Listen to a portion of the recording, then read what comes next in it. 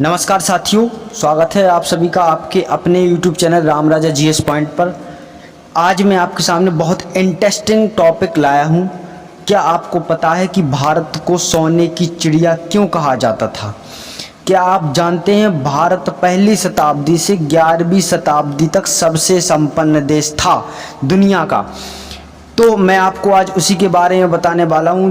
अगर बात कहें आज से लेकर पहली शताब्दी में जब भारत की स्थिति दुनिया में सबसे बेहतरीन स्थिति हुआ करती थी, जिसकी घरेलू आय दुनिया की आय से बहुत ज़्यादा थी। इसका सबसे बड़ा कारण था भारत का एक दूसरे देशों से व्यापार, जिसमें वस्तुओं के बदले भारतीय व्यापारी सोना लेते थे।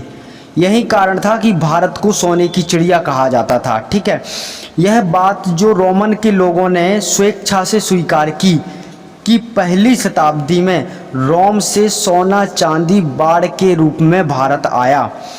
इसी कारण से भारत विदेशी लुटेरों के लिए हमेशा आकर्षण का केंद्र रहा। इसी सोने की चकाचौंध ही तो थी जो सिकंदर जैसे राजा को मकदूनिया से भारत खींचकर लाई, जिसने भारत को जीतना अपना सबसे बड़ा उद्देश्य बना लिया था। किसने? राजा सिकंदर ने। हालांकि उसका यह प्रयास असफल रहा। 11वीं शताब्दी के आरंभ में, आपको बता दूं, 11वीं शताब्दी के आरंभ में भारत पर विदेशी लुटेरों का आक्रमण हुआ और एक नहीं कई आक्रमण शुरू हुए। इनमें से सबसे पहला नाम आता है महमूद गजनी का, जो भारत 17 बार आया और इसने हर बार भारत को लूटा और अपार संपत्ति लूट कर ले गया।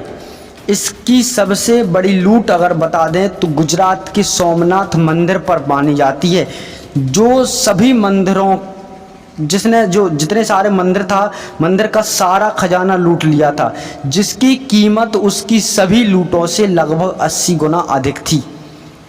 इसके बाद भी मोहम्मद गौरी, तैमूर लंग, बाबर जैसे आक्रमणकारियों ने भारत को लूटा। बाबर जो फरंगना से भारत को लूटने आया था, जो बाबर था वो फरंगना का शासक हुआ करता था और वो फरंगना से भारत को लूटने आया। उसने भारत का धन वैभव देखा और यहीं भारत में मुगल साम्राज्य की स्थापना कर दी। इसी मुगल काल में एक अफगानी लुटेरा जिसका नाम था नादिर शाह भारत आया और बेशकीमती मयूर सिंहासन और कोहिनूर हीरा अपने देश अफगानिस्तान ले गया। मयूर सिंहासन, जिसे तख्ते हाउस भी कहते थे, पूरी तरह से हीरो से जड़ा हुआ था, जिसके बारे में कहा जाता है कि यह इतना कीमती था कि इससे लगभग 2 ताजमहल बनवाए जा सकते थे। कोहिनूर हीरा अगर दुनिया का सबसे बड़ा हीरा जो 106 कैरेट का माना जाता था, जिसकी कीमत दुनिया का कोई भी जौहरी नहीं लगा पाया। ये नादिर शाह चुराकर अपने देश अफगानिस्तान ले गया। और अगर आज बात की जाए तो कोहिनूर हीरा आज के समय में इंग्लैंड के अधिकार में आता है। इसके बाद कई सारे अंग्रेज भी भारत में आए, जैसे डच हुए, पुर्तगाली, फ्रांसीसी। अंग्रेजों ने भारत को बहुत लूटा। एक अंग्रेज की बात बता दें, अगर एक अंग्रेज अधिकारी जिसका नाम था रॉबर्ट क्लाइव, जिसे ईस्ट इंडिया कंपनी ने भारत का कमांडर इन चीफ नियुक्त किया था। जब यह वापस इंग्लैंड पहुंचा तो वहां की संसद में इससे एक सवाल पूछा गया कि आप भारत से क्या लाए हो, तो इसने कहा था हम भारत से 900 समुद्री जहाज भरकर सोना लाया हूं। अब सोचिए, केवल एक सामान्य अधिकारी इतना धन ले गया तो सोचिए कितना लूटा होगा सब अंग्रेजों ने।